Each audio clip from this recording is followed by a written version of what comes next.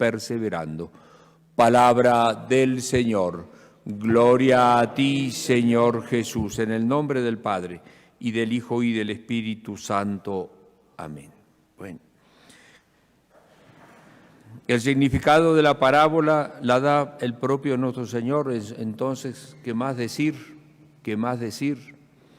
A no ser pedir a Dios nuestro Señor que la palabra de Él, la gracia de Él, los consejos que de Él recibimos, las inspiraciones que de Él recibimos, los buenos consejos que nosotros recibimos, los buenos ejemplos, lo que nosotros vemos, realmente den fruto, y que ni las vanidades del mundo, ni los quehaceres de la tierra, ni el orgullo cierre nuestros corazones y fructifique esa semilla. ¿Qué es esa semilla? Esa semilla es la palabra de Dios, sí, pero esa semilla es la fe. Y la fe es una semilla de la bienaventuranza eterna, porque por eso que San Pablo, y qué bueno sería que nosotros siempre tuviésemos delante de nuestros ojos, en nuestro espíritu, que nosotros no fuimos hechos para esta vida, ni fuimos hechos para la muerte, fuimos hechos para la vida eterna. Y que la muerte existe, pues claro, la vemos todos los días, estamos rodeados de muerte. Siempre hay gente que muere, conocidos nuestros, desconocidos, siempre, todos los días. Y negar la muerte sería negar la mayor de las evidencias. Pero nosotros tenemos que considerar que la muerte es un paso, pero sobre todo es algo necesario, porque nosotros no fuimos creados para morir, fuimos creados para vivir. Y es eso lo que San Pablo le sigue diciendo e insistiendo y enseñando a los corintios.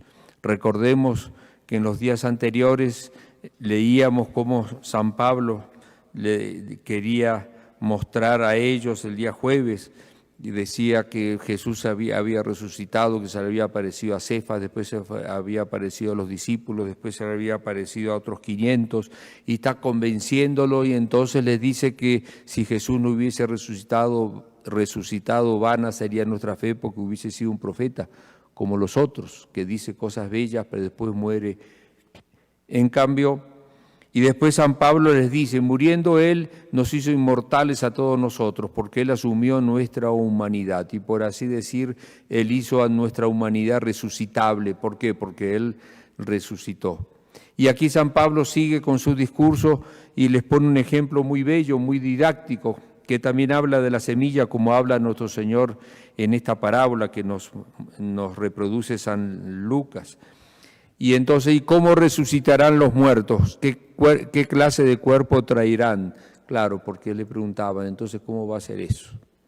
Y San Pablo les dice, necios, porque en el fondo ustedes piensan como hombres, tienen que elevar las vistas. Y aquí le pone el ejemplo, que es muy bonito, muy didáctico. Lo que tú siembras no recibe vida sin antes recibir la muerte. Claro, la vida está en germen en la semilla, pero de ahí nace el fruto, nace la planta cuando la semilla se descompone. Y por así decir, la semilla muere y da lugar a aquello que tenía en germen, que es el árbol, que es la planta. Y al sembrar no siembras lo mismo que va a brotar después. Claro, una cosa es la semilla, otra cosa es la planta. Yo no siembro una planta, siembro una semilla. Pero dentro de esa semilla está contenida la vida. Y entonces dice, al sembrar no siembras lo mismo que va a brotar después, sino lo que siembras es un simple grano. De trigo, por ejemplo, de otra planta cualquiera. Igual pasa en la resurrección de los muertos. Se siembra corrupción. Es decir, nosotros somos corruptibles, nos enfermamos, nos morimos, nos descomponemos, tenemos dolores, tenemos infecciones, eso es lo corruptible, es la semillita. Pero dentro de eso corruptible está lo incorruptible, que es la vida eterna, ¿ven? Se siembra lo corruptible, resucita lo incorruptible. Se siembra lo miserable, las cosas, limitaciones, cosas que tenemos.